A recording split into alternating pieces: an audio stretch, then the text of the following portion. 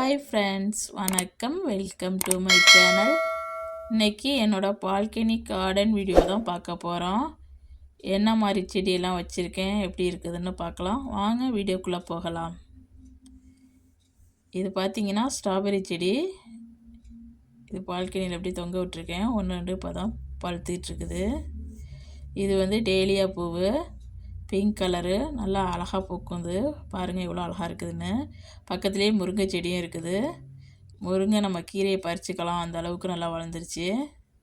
2 முருங்கை செடி இருந்துச்சு போன வருஷம். அதில் ஒன்று வந்து பட்டு போயிட்டுன்னு நினச்சிட்டு நான் இதில் வந்து டேலியா பூ ஊன்னேன்.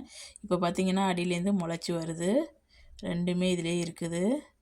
இன்னும் கொஞ்ச நாள் கழித்து தான் தெரியும் இந்த முருங்கை செடி எப்படி வளர்ந்து வருதுன்னு. என் தோட்டத்திலே எனக்கு ரொம்ப பிடிச்சது இந்த டேலியா பூ தான். இது வந்து புதினா ஒரு 3 பாட்டில் இருக்குது. புதினா நம்ம கட் பண்ண திருப்பி முளைச்சி வரும். இது வல்லாரைக்கீரை, இதுவும் 2 பாட்டில் இருக்குது.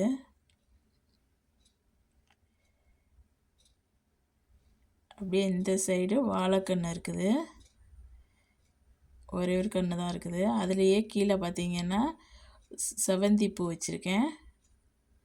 வாழைக்கன்று அதே பாட்டிலையே வச்சுருக்கேன். இந்த பக்கமும் அதுக்கும் பக்கத்துலேயும் ஒரு டேலியா இருக்குது. இது ஒயிட் கலரு. இது பூத்து ஓஞ்சிடுச்சு. இது பார்த்திங்கன்னா என்னோடய கருவேப்பிலை செடி. கட் பண்ணி விட்டதை நான் வீடியோவில் காமிச்சிருப்பேன். கட் பண்ணி விட்டதுக்கு பிறகு நல்லா தளன்னு சூப்பராக துளுத்து வருது. ஒன்றுலேயும் ஒரு 5-4 அந்த மாதிரி பிரான்ச்சஸ் இருக்குது. பாருங்கள். இதுக்கு நான் என்ன மாதிரி உரம் கொடுக்குறேன் அப்படிங்கிறத நான் டிஸ்கிரிப்ஷனில் லிங்க் கொடுத்துருக்கேன். தேவைப்பட்டால் பார்த்துக்குங்க. பாருங்கள், இது இப்போ பிடுங்கி வச்ச கன்று இப்போ நல்லா துளுத்து வந்துட்டுருக்குது. இதுவும் இப்போ பிடுங்கி வச்சது வீடியோவில் காமிச்சிருப்பேன். இப்போ பார்த்திங்கன்னா இதிலையே கீழேயும் கன்று முளைச்சி வந்துகிட்ருக்கும். ஒரு கருவேப்பிலை செடி இருந்தால் போதும், அதுலேருந்து நம்மளுக்கு கன்று முளைச்சி வந்துக்கிட்டே இருக்கும். அதை பிடுங்கி நம்ம வேறு பாட்டில் வச்சுக்கலாம். இப்போ இந்த கண்ணில் பார்த்திங்கன்னா கீழே பாருங்கள், இந்த ஒரு கன்று இன்னொரு குட்டி கன்றுங்க வச்சு வந்துகிட்ருக்குது. 2 கன்று வந்துகிட்ருக்குது. இப்படி என் கருவேப்பிலை செடி இருக்கிறதுக்கு காரணமே நான் அந்த அரிசி களையிற தண்ணியெல்லாம் இதுக்கு ஊற்றுவேன். அப்புறம் வந்து இந்த வாழைப்பழ தோலெல்லாம் ஊற வச்சுட்டு அந்த தண்ணியை வடித்து இதுக்கு ஊற்றுவேன். தொடர்ந்து ஏதாச்சும் ஃபெர்டிலைசர் கொடுத்துக்கிட்டே இருப்பேன். தண்ணி மட்டும் ஊற்றுறது கிடையாது. அதனால தான் நல்லா தளன்னு சூப்பராக ஃபாஸ்ட்டாக வளர்ந்துருக்குது.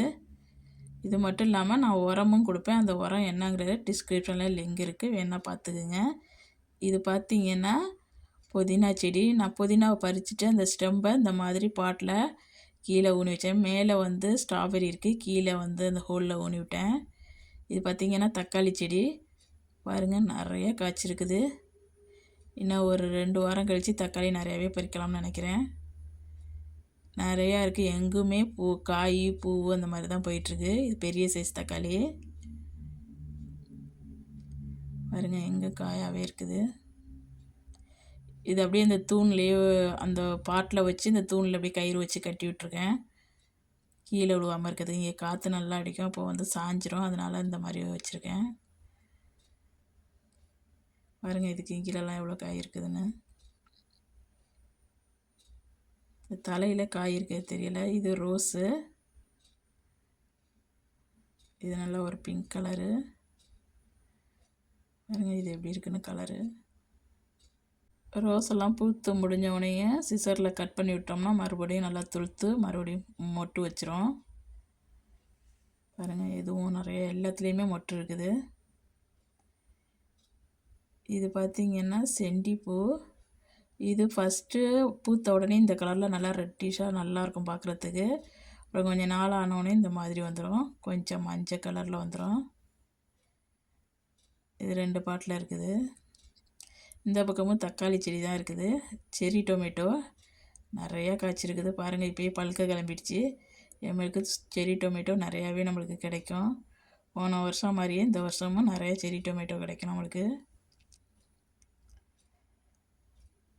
போன வருஷம் எக்கச்சக்கமாக செரி டொமேட்டோ பறித்தேன். அதே மாதிரி இந்த வருஷமும் ஒரு 2 செடி இருக்குது.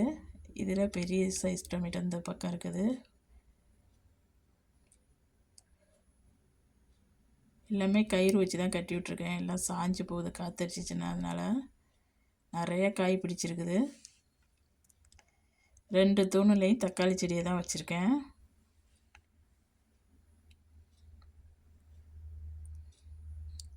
இது என்ட்ரன்ஸில் பால்கனியில் இதெல்லாம் இருக்கிறது. இப்போ பார்த்தது எல்லாமே பால்கனியில் இருக்குது.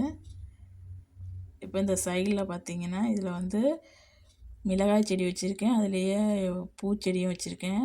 இது இந்த களஞ்சியா பூவு. இது சோத்துக்கத்தலை ரொம்ப நாளைக்கு அப்புறம் இப்போ தான் வந்துக்கிட்டு நல்லா. இதுலேயே பட் ரோஸும் இருக்குது. இது வந்து கொத்தமல்லி கன்று. இதில் வந்து முருங்கை செடி, அதுலேயே ஒரு கன்றும் வந்துகிட்ருக்குது. விதை போட்டுவிட்டேன். இது வந்து கத்தரி செடி ஒரு 4 செடி இருக்குது. இப்போ தான் நல்லா பூவெல்லாம் வந்துகிட்ருக்கு. கத்தரி பூ பூக்குது, அது வந்து கொட்டிடுது. இன்னும் கொஞ்சம் நாள் கழிச்சு தான் பூ நிற்கும் பொழுது. இதுலேயே சின்னியாவும் இருக்குது. பாருங்க, சின்னியா பூவும் இருக்குது. இதுலேயே போன வருஷம் மாதிரியே இந்த வருஷமும் சின்னியா பூவும் வச்சுருக்கேன். அதுலேயே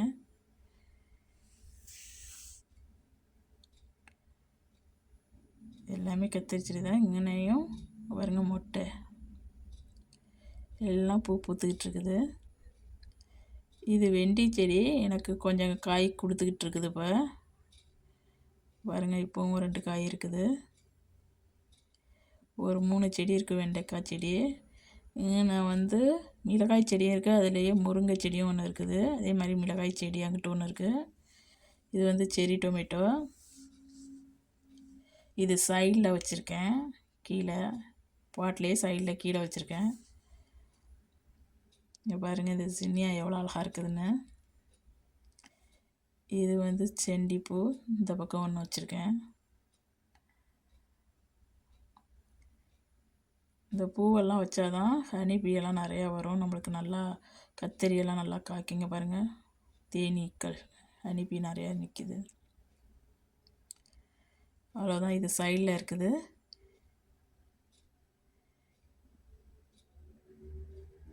பாருங்கள், இப்போ தான் மிளகாய் செடியெல்லாம் கொஞ்சம் பிஞ்சு வருது. பாருங்கள், ஒன்று பிஞ்சு இருக்குது. இப்போ இது வரைக்கும் கீழே என்னென்ன செடி இருக்குதுன்னு பார்த்தோம். இப்போ மேலே என்னென்னலாம் வச்சுருக்கேன்னு பார்க்கலாம். இது வந்து வீட்டுக்கு முன்னாடி இப்படி தான் வச்சுருக்கேன். 2 தூண்லையும் தக்காளி செடி, மேலே வந்து ஜெரேனியம் பிளான்ட் அப்படியே தொங்க விட்டுருக்கேன். அந்த பக்கமாக உள்பக்கமாக ஸ்ட்ராபெரி இருக்குது. இது ஒரு 3-4 வெரைட்டி இருக்குது. இந்த பூ ரொம்ப அழகாக இருக்கும். இது வந்து நல்லா 1 வாரம் வரைக்கும் அப்படியே இருக்கும். இந்த பூ பூத்துச்சுன்னா 1 வாரத்துக்கு பிறகு தான் கொஞ்சமாக வாடும். இதில் வந்து ரெட்டு, ஆரஞ்சு, அப்புறம் பிங்க் கலர், ஒயிட் கலர்னு ஒரு 4 வெரைட்டி இருக்குது. உள்பக்கமாக பார்த்திங்கன்னா ஸ்ட்ராபெரி செடி. ஸ்ட்ராபெரியும் எனக்கு தொடர்ந்து 1-2ன்னு இப்படி பழுத்துக்கிட்டே இருக்கும். இப்போ நான் பழுக்க பிள்ளைங்களுக்கு பறித்து கொடுத்துருவேன். இந்த ஒரு பிளான்ட்டு தான் நான் கடையில் வாங்கிட்டு வந்தேன். இதுலேருந்து தான் நான் கட் பண்ணி இந்த இடத்துல கட் பண்ணி ஊனோம்னா அது அப்படியே நம்மளுக்கு முளைச்சிக்கிட்டுரும். நிறையா பாட்டில் தான் வச்சுருக்கேன். இது வந்து பட் ரோஸு, இன்னும் பூக்களை. இந்த பக்கமும் ஸ்ட்ராபெரி தான் இருக்குது. அவ்வளவுதான் என்னோடய பால்கனி கார்டன். இந்த வீடியோ உங்களுக்கு பிடிச்சிருந்துச்சுன்னா இந்த வீடியோவுக்கு ஒரு லைக் கொடுங்க. மறக்காமல் என் சேனலை சப்ஸ்கிரைப் பண்ணி வச்சுக்கோங்க. இந்த வீடியோ பார்த்த அனைவருக்கும் நன்றி.